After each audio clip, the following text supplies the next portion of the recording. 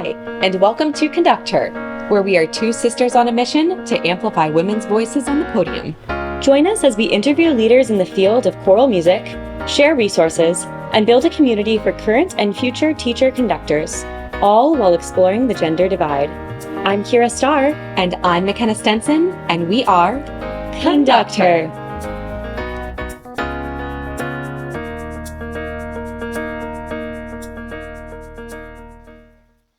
Well, Conductor fans, we are here in New York City with Dr. Kristina MacMullen and Dr. Andrea Ramsey. They've just come from a morning of rehearsals on this brand new piece by Dr. Ramsey called The Wilderness of You.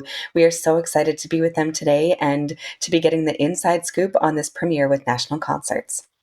We have just come from a 4-hour-long rehearsal block that was fabulous. Put all the strings together, put the percussion together.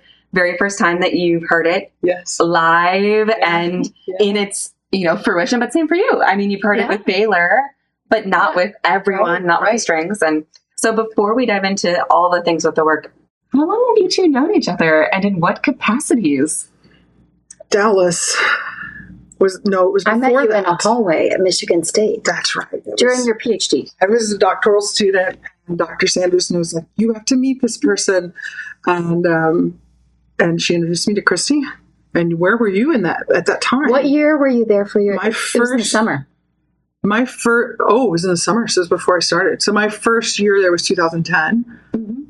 So you would have been. Were you about to go to Texas I was Tech? at Tech, so I was working on my DMA. You just came back for a Michigan trip. It's about 15 years. Yeah, That's amazing. And you've had some other encounters. Yeah, we were colleagues for 1 year at the Ohio State University, where one of us has a connection to McKenna. I may have attended the Ohio State University. I remember when you were observing McKenna's student teaching. I had you in conducting McKenna, and you had the privilege of seeing McKenna in the classroom with Jeff Rohn. And I love you, Jeff Rohn, by the way. you came back and you were like, "McKenna, Stop. I'm dying. It's so true. McKenna was on a dual path. She was a pluralistic type. No, I wasn't going to do it. I had never seen a student teacher make such intuitive teaching moves. Like it felt like she'd been out there for 6 years already. It was just wild. So that's why I came back and went, McKenna. That was, it was revelatory. And you're like, she needs to teach. Well, I remember, this is so funny, like all of these things. And then when I started this year at Florida State and I was teaching my very first day of choral methods class, I always talked to Andrea about the first junior high methods class that she taught at Ohio State. And I'm like, God, it was so brilliant. Like, I remember vividly. I remember walking in the room. I remember every detail of this class, just so you were. It's the same with some of our conducting projects. And I still have our binders, which is hilarious. I remember asking, like, oh, don't you remember that lecture? Like, it was so impactful. And she was like, yes, it was, wasn't it? What did I do?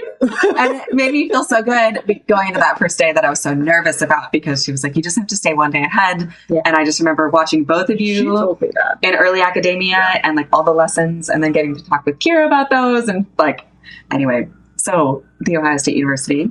And then you've had some other interactions since then. Overlaps at gigs and staying in touch. We have a small friend group. We do. And there are people throughout the world that are centurions. They live in blue zones. Here we go. I go into my best. And something that emerged as people have studied longevity, that you need to have a friend group of 5 people. Like 5 is this magic number to sustain you in terms of purpose and, connection. And magically, mystically as well. Synergy. This is a thing with synergy as well. They say for group discussions, for corporations, for things like that 5 is also the number you want for that. And I didn't mean to interject, but I thought it was interesting. I love that. But there is a group of 5 of us that we are really tight and have stayed tight through the years. Through a hiccup, which I won't go into here. We had a little kerfuffle along the way, which all great friendships are founded on messing up. And since then,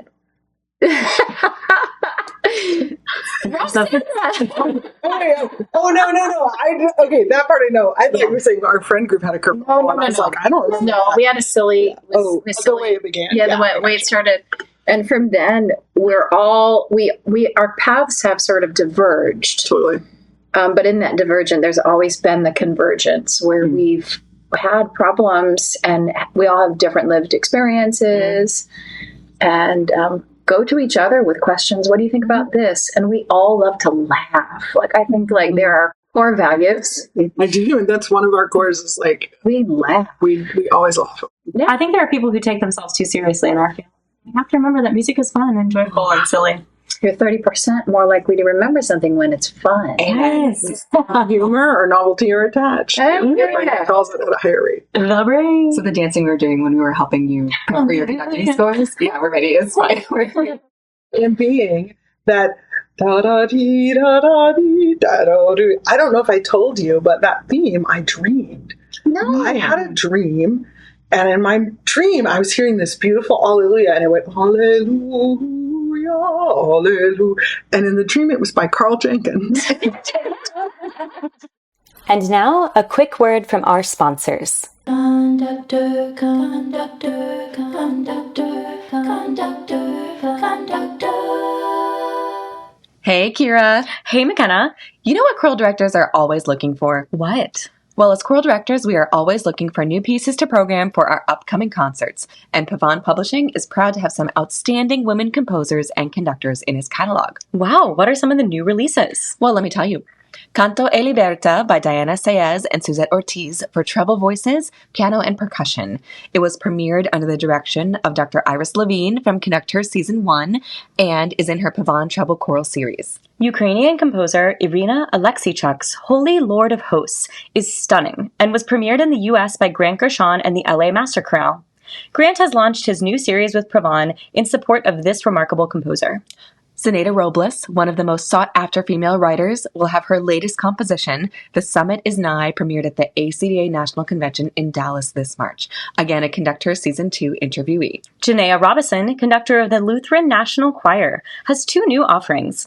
An SATB voicing of her successful setting of I Wonder as I Wander, and new editions of Bach's cantata BWV 118, with alternative lyrics that enables performances from Advent and Christmas to Palm Sunday and Easter.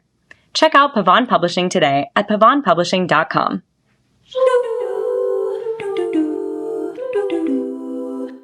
And we're back. Amazing. And I was like, this is really lovely. Is it really by Carl? And I tried to look through I never found anything that sounded like that was by Carl Jenkins. If it is, apologies, but I don't think it really exists. I think it was a dream and I ran with it. Well, we're so thrilled to have both of you here, and can't wait to talk a little bit more about the project. So thank you for that beautiful answer about how you know each other. And 15 years is the short answer. We wanted to ask you both, maybe we wanted to ask you what's most exciting about this type of large-scale collaboration, but also maybe could you talk about your, Dr. MacMullen, your kind of entrance to this collaboration and consortium? Because we talked to Dr. Ramsey a little bit already about how this kind of beautiful idea from her brain came to life. So we'd love to hear how you got started. And then maybe, Dr. Ramsey, you can talk about what was most exciting to you about this project coming to life. Yeah.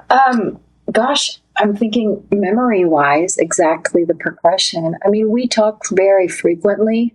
So there's not, we talk regularly enough to where it's normal, right? Yeah. We do. And so I think for both of us through the years, we had talked about doing a collaboration, like finding the right project.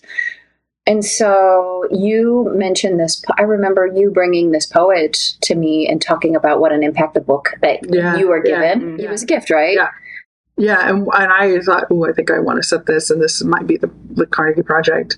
We had talked, but also Matt Workman and I had talked about who the right conductor might be, and it was fortuitous because I was going into that conversation, I had talked with Christy and said, would you be interested in this?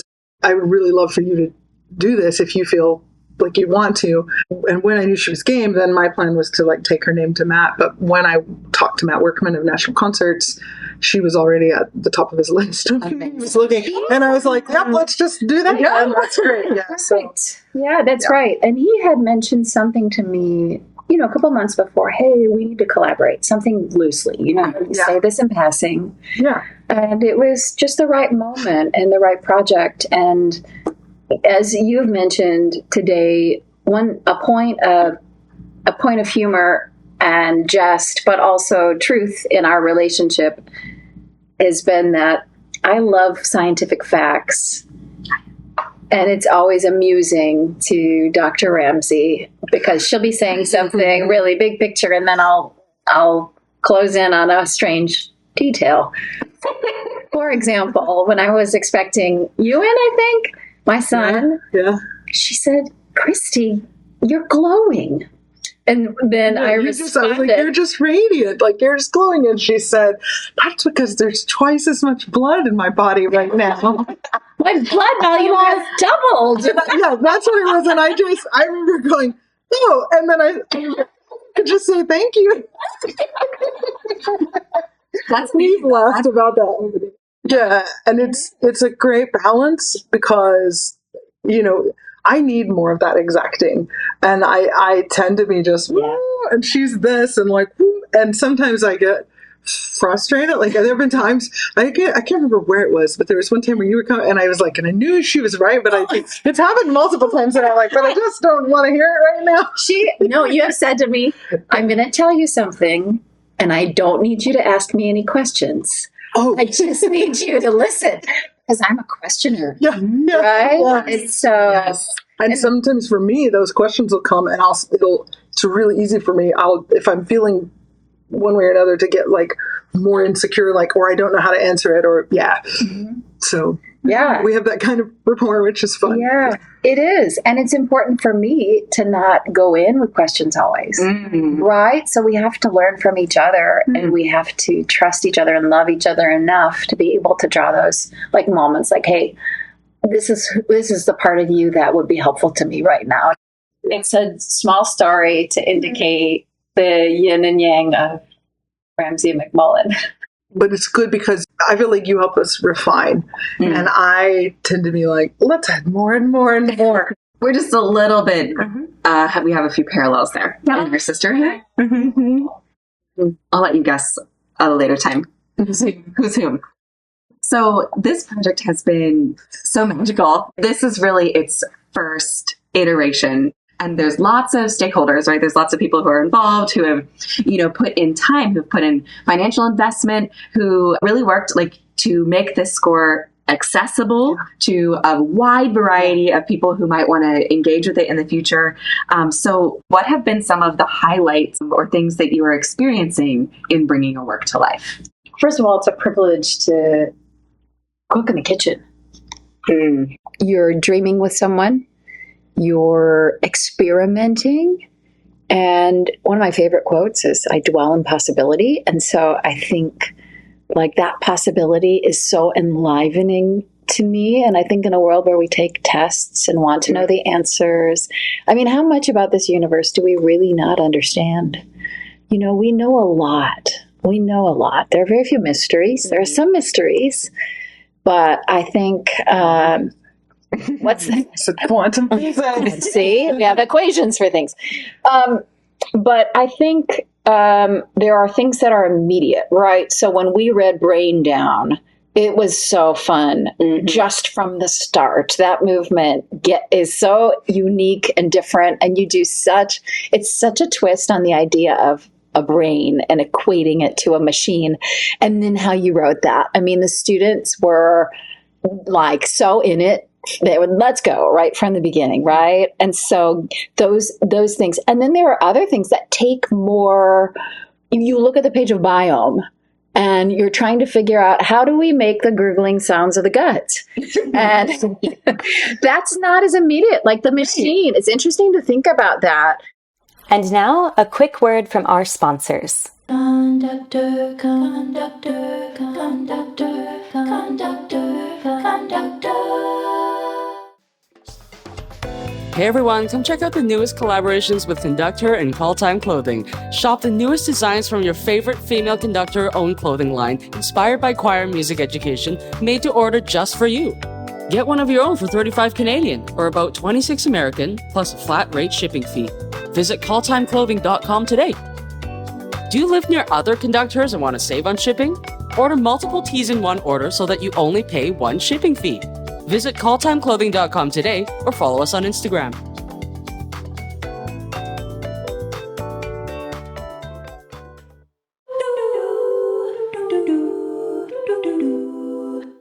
And we're back. That there's some kind of predictability about a machine, and the tempo is unerring with one bar, right? Everything about that is very, we can say yes or no, A, B, C, D, E. But biome is unique. And so I think being on the journey and watching students start to get it, and even like every day that I'm spending with a score, I'm learning more things. Like our talk on Sunday about the elemental component was like, I don't know how I didn't catch that. It was funny because you reacted that way. You were like, how did I not see this? It's right in front of us. Do you want to talk about the elemental components just for anybody who might not have engaged with the score yet? There's a phrase in the movement of blood that says, look at what you are. Or does it start with look at what you are and then look at how you... Yeah. So it says, look at what you are, and then they sing water. And then it says, look at how you live, and they sing earth. No, they say, look at what you are. I'm not, Each time, but I'm going. I can't remember. But the phrases, there's interchangeable between look at what you are, look at how you live. And then look at what you are, and then they say air. They sing air, and then look at how you live, fire. And so we talked through it, and I was like, this is the elements. Like, look at what you are. Like, you're water. You're also, there's air. There's also, and then metaphorically, the fire, right? So these pieces being there, and then that being sort of a dramatic moment. Yeah, and I think I misinterpreted it at face value. I wasn't engaging with it, I think, and it was a journey I was really wrestling with. What does this mean? What does it? And I think in light of our world today, I take the text, look at what you are. Like, look at, right? Like, I think, like, for me, there is a very sort of black and white, and it was wrong. And so for me, then I've started to look threadwise for the elements woven throughout. There's a direct reference in the first movement where we call it out, and I love that it's laid out at the beginning. But asking people, the students who are the artists who are engaging with the score, to think about that, and to think about that we're water, that we're fire. You know, if I was 50 degrees, I'd be dead, but I'm 98.6. Yeah. If I was 92 degrees, I'd be dead. Glad we have an exactness of temperature as well as music. Well, it's been interesting because you all have talked about some of these points that at some of the breaks we've pulled these young artists who are premiering the work and received some feedback, asked them some questions about their experience. And two of the things they've uplifted were a future doctor who's studying pre-med, who was making connections about the psychology component of this. And I was just listening on NPR about how there's a college in Alabama that's working through nutrition to help doctors really truly understand like what goes into our food and how it impacts the body and the brain. And I was like, this work is all anyway. So then he made a connection about psychology and how this work is really connecting him to how he might work with patients and talk to future patients and understand the body in its wholeness. And then somebody else uplifted the elements. They're sticking. They are sticking. It's also been interesting to kind of see the perspective of Dr. Ramsey and then go speak with these students and hear the things that they've gotten through the score that you haven't even talked to them about. Like one person spoke about body image and how this piece has been healing for them in terms of how they view themselves. And that's so beautiful. And then I immediately was like, well, that's so wonderful because that's what she was thinking about when she was writing it. So, you know, some of these things come through in our work, even if we don't say it directly. We can kind of lay some breadcrumbs or even just experience things, and then other people just through our humanness can have the exact same thought right after. I don't even think I've told Dr. MacMullen this, what I shared with you this morning, which was they were asking about the inspiration of this piece. And I told them the first I wanted to just be like, oh, it's just the, I want to write a piece on the body, which this and that, which is what I think for the origin. But really, I think if I'm being really real with myself, I think probably the last 6-7 years, I have had this journey of like becoming more embodied, like literally being connected and aware of what's going on with my body instead of just a floating head running around that's just only doing mental things and paying attention to that. But I think that part of why I did that for so long was because I had so much loathing toward my body, and that there was this has been a whole process of like coming to a place of going, this is my friend who's like got me through a pandemic, who's like helping me get stronger, who's, that kind of thing. So we had that discussion, and then it's amazing what the singers are finding, but it's also this particular author and poet, his book that I sent you, Something in the Woods Loves You. It's so poignant in that book, particularly the way mental health and our own nature and it's just gorgeous how it's all intertwined. And but that self-compassion piece is huge. It's so easy to miss the wonder of our heart beating regularly. We don't think about it, right? And all these systems working in synchronicity, the pulmonary, the cardiovascular, they all rely on one another. Without one of these things, I don't exist. We don't exist, that we need all of them, including being.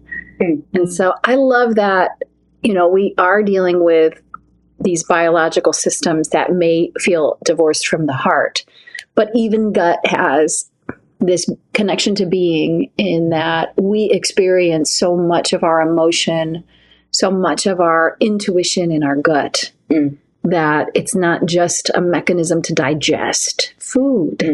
It's a place to digest experience. And so, as is our brain. Oh my gosh, yes. And our breath, right? Yes. Like for my own kiddo, I was talking about this, that when we need to breathe deeply because we're having big feelings. We all just did that, right? Yeah. But this body-mind connection, so important. And now, a quick word from our sponsors. Conductor, conductor, conductor, conductor, conductor. Hi, I'm Jocelyn Hagan, composer and founder of Compose Like a Girl, a choral series dedicated to empowering composers who identify as women through mentorship, publication, and promotion. With over 30 pieces in the series, with many different voicings, we're showcasing fresh, compelling music like Womankind by Emily Drum, The Infinity of Space by Ritika Bhattacharjee, and When I Become an Old Woman by Sherry Blevins. Explore the catalog at jocelynhagan.com/composelikeagirl and graphitepublishing.com. And we're back. So we just talked a little bit about the work and how it explores the interconnection of the mind and the body and our humanness. And I think the project is kind of a metaphor for all of that, bringing all these people together and these different elements and seeing something transform and create something new over time. Dr. MacMullen, what was your first reaction when you heard this piece? And did it resonate with you as a conductor? First of all, when you have a commission or project and you are awaiting the score, it's a pretty significant moment as you're unpacking it. And there are things that I know about from I've done, I can't count how many pieces of yours that I've had the joy of leading. I can, almost every honor choir that I do has a Ramsey piece on the program, almost every single one. And it's because you get kids. There's a coalescence of understanding topic, what's meaningful, how they understand the world, and then also beautiful line and music. And so there are things that were not a surprise, and then there were things that were surprising. So some of it, when I opened and was reading through it, I was like, oh, this is the Ramsey that I know, right? Like that the beautiful final movement, that line. Yeah. The things that were surprising, brain, it's different than anything I've seen you write. It's different. Things about blood that really are you to me sort of the modal gestures, the modal gestures that are surprising, some of those Lydian gestures, the fluidity, an arc of motive, all stuff that I know of your music. Biome, I was probably most excited to see how Biome would come to life because we had dinner in where San Antonio. San Antonio, yeah. You were leading the Texas Treble All-State mightily. And so we snuck away for dinner and we were talking about Biome and how that might play out. And so we're just talking about gurgling and noises and Obvious dinner conversation. And you gave me so many good ideas, and I wrote all of these things down, and then it ended up being like in so many ways so different. And then, but Biome, I think I applied a lot of that. I was lost as to what to do for the gut, and you gave me, and then I just went crazy looking for weird instruments like wah-wah tubes and we put in a bunch of glyphs, and then those pizzicato things with the strings where they're like, but that was also like, that was Luke's doing. I wish I could take credit, but I just told him the vibe. I was like, here's what we're going for. And he knew the extended techniques for the strings. But here's a great lesson for creators so in engaging Luke and inviting him to create sounds, that he knows the instrument in a way that we never will. And so just like, the voice, right? And so the techniques that you need to achieve those sounds, it's a no-brainer when you're someone who studied the instrument. And so for you to say, I want him to contribute here, then ultimately, again, here's this example of being open to the contributions and valuing the voices of others. So many sort of basic principles about collaboration that sometimes collaboration is messy. And when it's done well with well-intended people, it's such a rich experience that yields something totally different than what might have happened had you just tried to get out your violin at home. And when he sent the strings and I listened to Blood the first time, because that was the first one he did, like, I was like, oh my gosh. And then when Brain came, and then when Brett, all of these, I wrote them, and I mean, just stream of consciousness praise. I thought to myself, I so should have done this for Suffrage Cantata. Like, I should have farm this out to someone who could bring all of this fresh life to those string parts. Yeah, it was a good lesson for me too. I think the other thing that surprised me was it makes complete sense, but the ending that is acceptance, not triumph. Yeah. We talked about that earlier. Yeah. That Andrea said, I think you said that would have been low-hanging fruit to end the piece like that. Well, I think the low-hanging fruit would be to say, let's end with Brain, because people go, oh, that's so good. It's wild. You have that last, and we're so easily manipulated as humans. We just jump up, and I thought, but also that's not what this text is. It's not what this thing is about. So we're ending instead with something that feels more like a hymn, or like an amen of humanity, in that sense of like just the wonder of who we are. Yeah. And it feels like right and what it should be.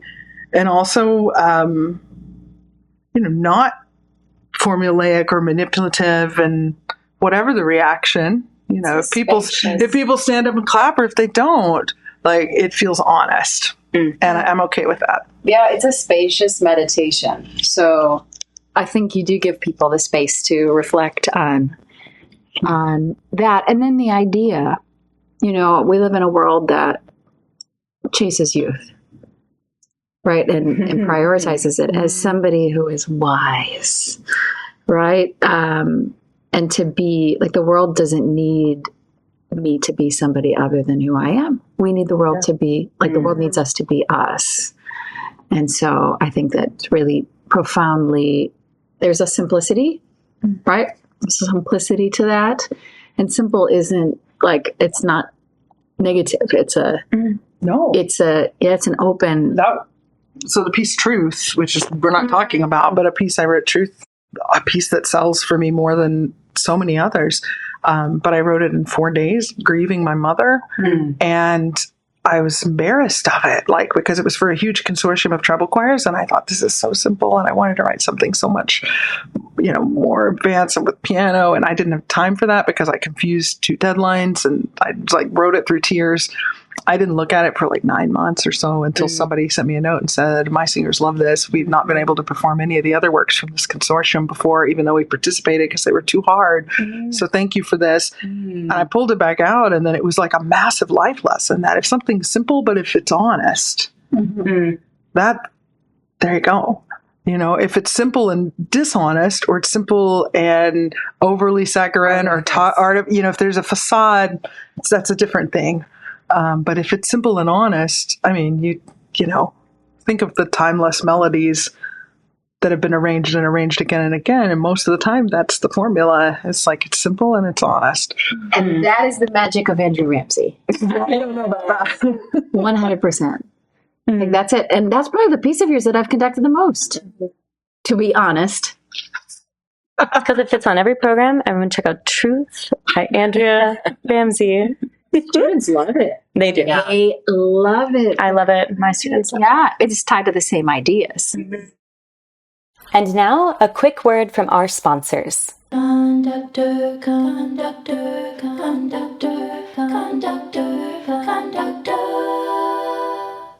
The Conductor Choral Series, powered by Music Spoke, is an intentional platform that highlights the voices of women and their allies in the choral music world. This series is designed to elevate and celebrate the contributions of women throughout history, as well as those currently shaping the music scene. Its name, Conductor, intertwines the role of a conductor with the concept of empowerment and the recognition of women in music, a field where their contributions have often been overlooked or underrepresented. The series serves as a celebration of diverse women's voices, composers, conductors, singers, and advocates, by providing access to choral works that reflect their unique perspectives, creativity, and experiences. Through this collection, Music Spoke gives both emerging and established composers the opportunity to share their voices with the choral community, providing a sense of inclusivity, visibility, and accessibility to repertoire. Check out the Conduct Her Choral Series today for your next concert. And we're back. You talked about the wonder component of this work, and you have another piece that's a little bit of an extended work. I mean, not in this capacity by any means, but the Imaginary Creatures, a miniature extended work set that also, it has childlike wonder in a completely different way. Mm-hmm. I've seen you bring that work to life and now bring this one to life. Can you talk about wonder and like the sense of wonder within this project, and if that resonates with you? She's itching. Yeah, I know. I can see Kristina. Go first. No, I want you to go because I really want to hear what you have to say. And then I'll try. This is something that, so we talked about your ability to write line. This is a part of you that I treasure. This childlike wonder at small things. I love that about you. And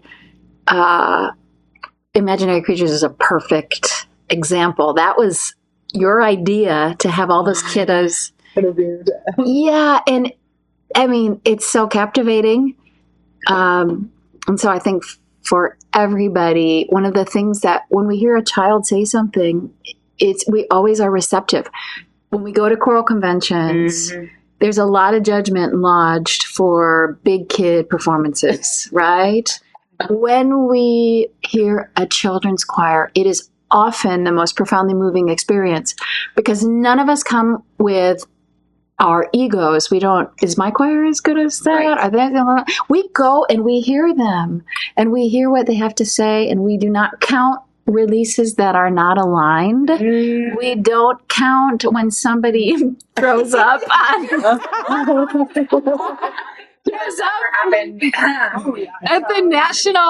your national convention. Which was wild because I've had that happen so many times on stage. that one, I was completely unaware until I just thought someone wasn't feeling well. I completely missed the vomit, and I've forgotten about it because all I saw was a student leave the stage, and I was like, Kids sort of move away from the child, though. I was looking that choir. Do you remember how big that choir was? yes, It it's was so easy to look at one section and totally miss someone Poor baby. vomiting in the other. But I know I had a similar at elementary All-State where a student threw up right before our last number, and we were taking a group photo, and she comes by with vomit on her shirt, and I looked at it, I said, are we going to do another, are they going to clean this up, between, because we had one more song, and they were like, no, I don't even know where we get cleanup stuff. So we went back out, but it was a gospel piece and had a step sway clap. So all the kids who were on the puke perimeter were like barely clapping and like not wanting to step and staring at it. Oh, it was Not the puke perimeter. Oh no. No, there wasn't. Yeah, that could have been part of the wilderness of you too, but we left out any mention of vomit in this wonder of the body. But that wonder is so inherent to who you are, and I think that was a good say. Yeah. Thank you. Vomit, back to the wonder. I was the one who derailed us to the vomitous mask. It's true, but I think that as I've gotten older, my mom had some of that same, my dad too, actually, some of that childlike wonder. I also think ADHD plays a role in that too, like just noticing things being like that shiny thing, and or like getting really excited about one particular thing, the same way that kids do. Yeah. Anytime I walk with you, I see the world differently in a better way. Whether it's like the one thing on the ground that you always see that nobody else notices, or you find the one shaped cloud that is looking like this composer, this being, or and then all of a sudden I look at the world and I'm like, what am I not seeing?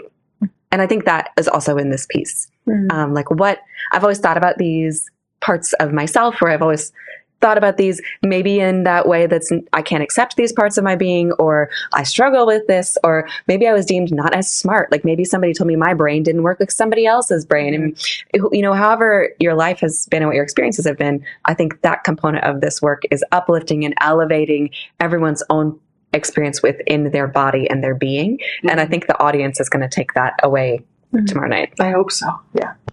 I think that plays into the elements that we were talking about earlier as well, when we were talking about the ending of the piece and how you kind of considered what a truthful and honest ending would be. And you were like, I don't know, like the uplifting, like rah, rah, push to the end is part of it. And I think that's important to say, like, that's part of who you are. That's part of who all of us are. We all have the fire element in us.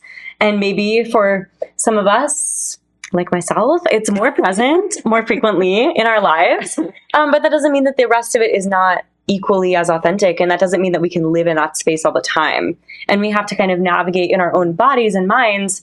How can I best walk through the world in a way that allows me to feel all of these things and remain balanced? And I was thinking, just to wrap up Really well said. thank you so much. This beautiful conversation about just the relationship that you two have. And I think it was evident in this conversation, the love and respect, mutual respect that you have for each other as creatives. Women also. Yeah, as women and creative people. And I think in our field, if we can do more of that, of looking at each other and say, hey, we're going to be different, because of course we are, and say, thank you, you're so good at this thing, keep doing that. Can I speak to that? And I just want to share what I said at the end of rehearsal, because Christy gave me a moment with the choir. I stood up and I just said, I just need you to understand, I couldn't do this. Like what this woman is doing with this choir, I could not do.